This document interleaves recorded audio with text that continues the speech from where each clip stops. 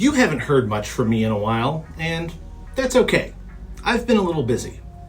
Let me explain. Between the time I started writing my last video in December 2023 and the time I published it in March 2024, I applied for and was offered a significant promotion at work. Between the time I wrote the first draft of this script and actually shot this video, I interviewed for and was offered yet another significant promotion. And yes, I'm writing this into existence, so if you ever see this video, that's proof that you can change the future. Over the past 18 months, as I've been getting adjusted to being in a leadership role, I've been trying to find who I am and how to make the most of it.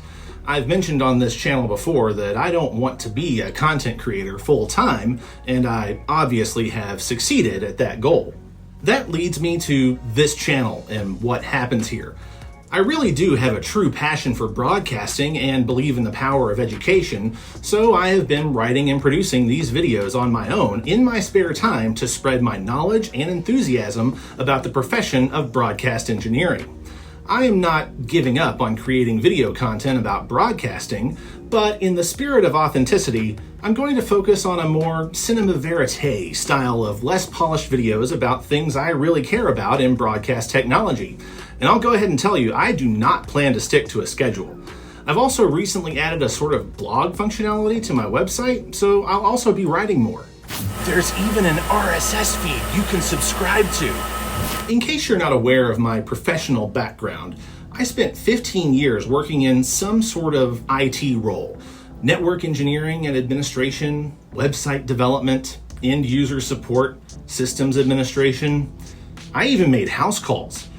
At the same time, I would frequently tinker and experiment with computers, electronics, and even radio technology, attaining an amateur radio license a full 10 years before ever stepping foot inside a broadcast facility.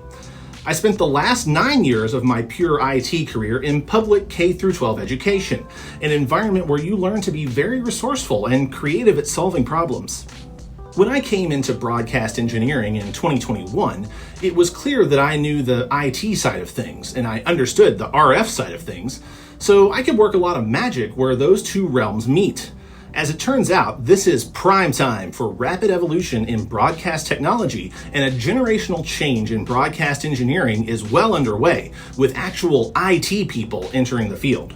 If there's anything I'm good at and okay with, it's sitting on fences. In the midst of this change in broadcasting, my knowledge, experience, and talent are best used as a bridge between topics on one side of this fence, between old and new, and people on the other. That is what you'll see me using these platforms for going forward. One thing I truly appreciate about broadcasting is that it's a field and an industry that knows and appreciates where it came from. The tech world in 2025 has mostly succeeded in convincing people that it's not cool to know things or to build things, or that older technology is inadequate. It tells people what they need instead of actually meeting their needs and actually innovating. And if you've fallen victim to any of that, that's okay. Sure, all this X as a service and Y as code things are neat, but all that neat stuff absolutely is not possible without copper, silicon, and glass. If too few people focus on these fundamentals of technology, we risk losing everything that makes life better. I'll wrap up by encouraging you to support or even pursue a career in traditional, linear, or over-the-air broadcasting. Because if you enjoy me teaching you something on an internet video, think of what it would be like to have me as a colleague.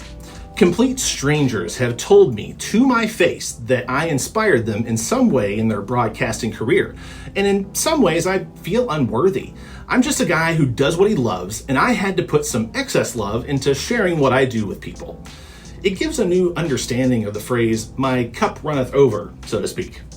If you've been inspired or motivated by anything I've ever done, from the bottom of my heart, thank you for supporting my efforts.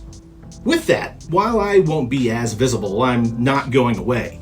You'll hear from me when I work on something particularly interesting or find a way to introduce a concept from one side of that fence to people on the other in a captivating manner. Be sure to subscribe to this channel and enable notifications so you don't miss anything from me. You can also check out my website at broadcastblueprint.com. I'll catch you next time.